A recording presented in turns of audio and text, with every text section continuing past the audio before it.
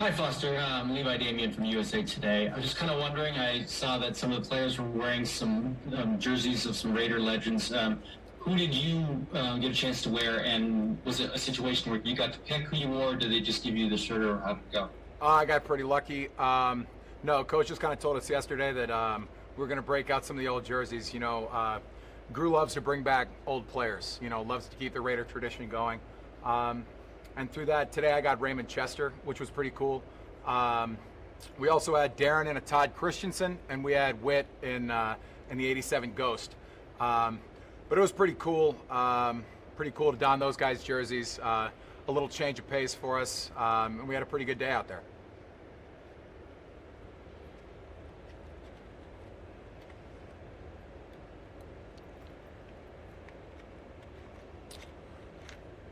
I could ask you guys questions if you want. No. Foster, how would you just assess how the offense is kind of coming together right now at this point in training camp? I think it's going really well, especially for the amount of time that we kind of lost in the spring, over the summer. I think we've really made great jumps, great leaps. Just done an exceptional job, especially at the rookie level, and kind of getting everyone acclimated to the speed at which we expect guys to learn. It's kind of a difficult offense to wrap your head around. A lot of verbiage, but I think guys have really done a good job of picking up on things, and we're flying around the field. Hey Foster, Cassie Soto with the Las Vegas Review-Journal. What are your first impressions of Allegiant Stadium after being able to practice there on Friday? It was beautiful. It was beautiful. You got to give all the shout-outs in the world to the Davis family, to Las Vegas itself. I don't want to hate on anything, but it's certainly an upgrade. Definitely, because we got climate control. We got a bunch of different things, and it's beautiful in there. And all the guys loved it. The field turf is phenomenal, which is something that we were all kind of looking forward to. And it was beautiful. We kind of got to tour around a little bit. Alec Ingold was kind of giving me thoughts on little celebrations we could kind of get into. Just fun stuff like that. It's always cool to be in a new place. I'm really, really excited we get to play in such a great stadium. And Foster, Jerry McDonald from Barry and News Group, you seems like your recovery has been pretty seamless. I mean, you're coming back right full strength at the beginning of camp, and when did you feel like that was going to be the case after the surgery, and how was the whole recovery without an off season, without teammates to push you, without team trainers to push you, that kind of thing? I mean, I won't lie to you, it was difficult. It puts you in a difficult situation where the guidance isn't really there every day. It's not an everyday routine kind of thing, and that's kind of what athletes and successful people thrive off of is being able to monitor and mirror their routine, and kind of cater it to the things that they need to do to be successful day in and day out. So through COVID, I mean, it was kind of difficult to be able to meet up with people and get back on the recovery track and do all the things that you wanted to do. Kind of had to, spend a lot of hours alone, kind of doing it myself and self-monitoring how my recovery is supposed to go. And right now we're feeling great. There was a lot of work that was put into this. I can't thank the training staff here enough. I can't thank AJ Neibel and his staff enough. And definitely the guys down at LSU that did my surgery. Namely Brent Bankston, who was the surgeon, namely Jack Marucci and his staff, and the day in, day out type stuff with my guy Derek Calvert down there, who's who's one of our physical therapists. It was tough, but I feel great, and I think I'm ready to go. I think it was in the summer when we were running routes over at Olympia Sports Park. I think that was kind of when things started to come together. Hey Foster, Paul Gutierrez here from ESPN. Speaking of those off-season workouts, how key was it for Derek to organize those things for this offense to get some sort of continuity this summer, whether it was just running around in a park or just throwing balls around? And besides that, now that you're out here on the field, is there a way to describe just the pure speed that Henry Ruggs has when you're out there running next to him? It's funny.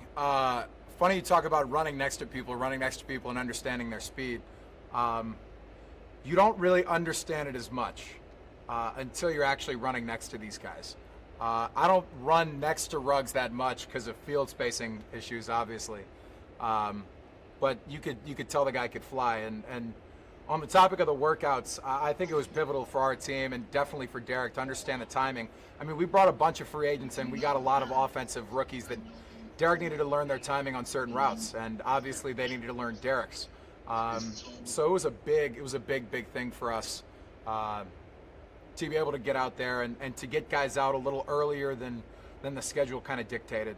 That was big. That was definitely big for us. But funny enough, like, I never really knew how fast Darren was. And obviously Darren's very, very fast. Very, very fast, obviously. Until you're running next to him. And he actually has something in front of him that he wants. And he's actually going to get something that he wants. I mean, there's really no slowing that guy down. His speed is ridiculous. Henry Ruggs has great speed. I think we got great speed across the board, and that's what we brought in. Foster, Stockel Branson with Raider Nation Radio. What did you learn in your rookie year that you've taken into this camp and that you can apply that'll make you a better player in year two? I think in my rookie year I developed a really good routine. Every day that I kind of learned to follow and do a great job of understanding where I needed to allocate my time during the week in order to be successful on Sunday. And I've kind of carried that over and added some things into it. You learn to watch film better. You know, you learn how to recover like efficiently. You know, you're not just doing ice and stem just for the kicks of it, just because someone told you to go recover. You know exactly what you want to do during the week, and I think that's invaluable as a player, knowing where to put your time. Last question, guys. Foster, Sam Gordon, Las Vegas Green Journal, thank you for the time this morning. To build off of that, you know, now going into your sophomore campaign, do you have any particular goals or benchmarks that you want to hit this year? Goals or benchmarks? You know, goals kind of work for certain people. They really do. And then sometimes you shatter expectations or you don't meet them. You know, shoot for the stars and you land on the moon. A bunch of different little idioms that you could throw at that. But for me, I really don't try to look into the future all that much. I really just kind of focus on the now and the present, and I think that's the best way for me to live my life. All right, thank you, Foster. Sure.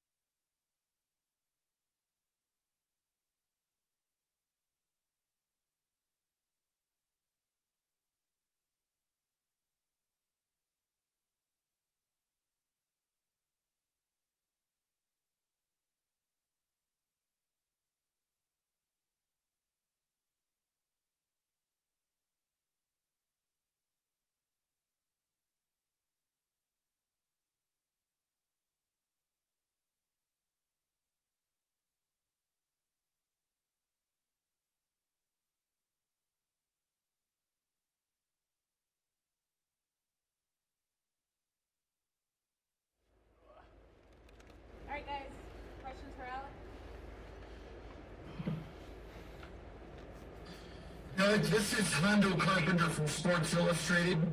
And during COVID, a lot of kids are being stuck in foster care, and I know adoption is a very key, important part of your life. Could you remind people why it is, and your thoughts on those kids that are stuck in foster care obviously are a concern for you?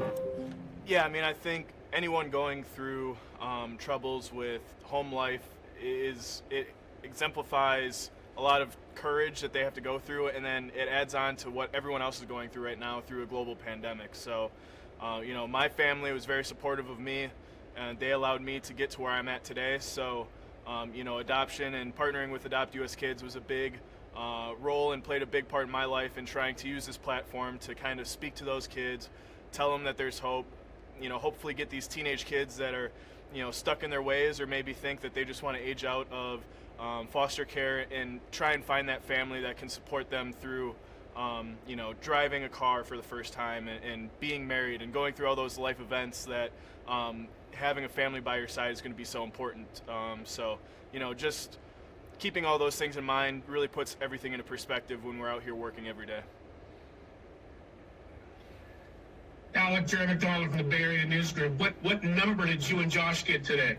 What numbers?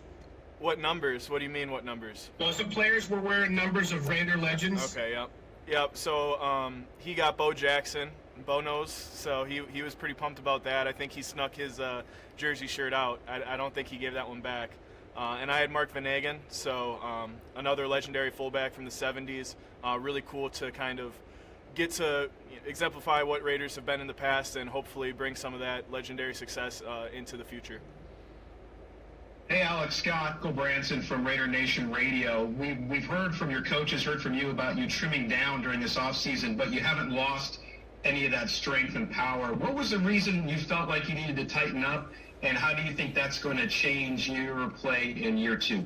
I think just being a professional, just going about my job and understanding that, my body is a huge part of what we're trying to do here, and being prepared to play 16 games, 20 games, that's the goal. So to be able to be healthy, I think I needed to put my body in the best position possible. And down the road, if there's running back, if there's tight ends, whoever is, injured, needs help, I need to be able to step up for the team and be ready for those opportunities when they come. So just being in shape, being ready to perform at a high level and grow my role as much as possible while keeping that main focus of ISO lead blocks is really my goal for this whole operation.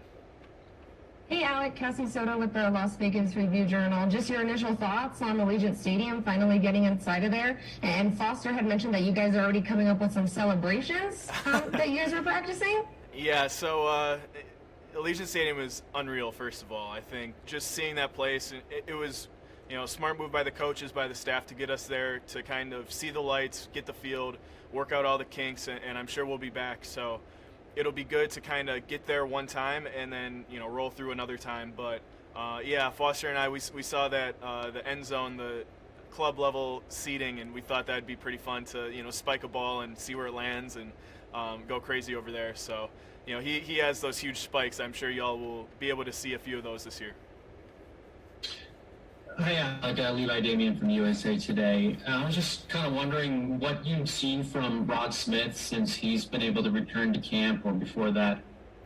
Yeah, Rod is he's doing everything. He's running back, fullback, special teams, and he's really been able to step up big for us in just doing whatever role that we need him to do, and he's doing it fast. He looks athletic, and he had a couple of days where he was out with on the COVID list, but to be able to come back and take all the things that he had to learn just from meetings, and that was it, over a week's period, and then put it onto the field has been pretty impressive. Alec, Adam Hill from the Las Vegas Review-Journal. Obviously, this camp is different for everybody with everything that's going on, but for you personally coming in, how much different is it this year compared to last year, kind of being established, knowing your role a little bit more and what they expect of you and how much they trust you? Yeah, I mean, I think the main message for our running back room, and I think our entire offense, everyone's in different roles right now, but as running backs, we're definitely trying to apply pressure this year. There's no pressure felt by us. We're trying to push the standard and see how good we can be. So I think just trusting each other, holding each other accountable as best as possible has definitely been something we've been looking towards for this camp. You know, Josh and I being year 2, and then also having Spook here as a leader as well in the room. I'm sure you've had a little bit of time to think back on last year. How would you kind of assess your year? How would you kind of grade how you did? You're saying last year? Yeah. You know, I think definitely if I had to give myself a letter grade, I would say probably a B. I think I exceeded some people's expectations, but definitely not my own and not the coaching staff's. I think, you know, I started off slow and had a great middle part of the season, and then kind of ended off with that rookie wall. I didn't exactly finish off how I wanted to, and you know, I think just understanding how much of a grind the season is and how much being a pro plays into being able to finish down the stretch in December, playing good December football is really important to us. So once again, that goes back to the body and just really focusing on being a professional about everything that goes into this job, so that, you know, we can start fast, we can stay fast, and we can finish fast. Yeah, Alec, as a lead blocker and a short yardage runner, how personally do you take the goal-to-go issues and the red zone issues from last year? I mean, that's definitely issue number one for us and for myself. You know, you take we were there was a point in the season where we were number 1, we were top 5 in a lot of those aspects, and then, like I said, to finish the season, all of a sudden you can fall really quick in this league. The margin of good to great is very, very small. So to be able to just focus on these details, focus on what we have to attack, and just get those little details down. No details, you know, unimportant right now for us. So I think it's a huge emphasis for our team, and I think we're really excited to make that next step to be the best we can be here at the goal line. Last 2 questions. Hey, Alec, Paul Gutierrez here from ESPN.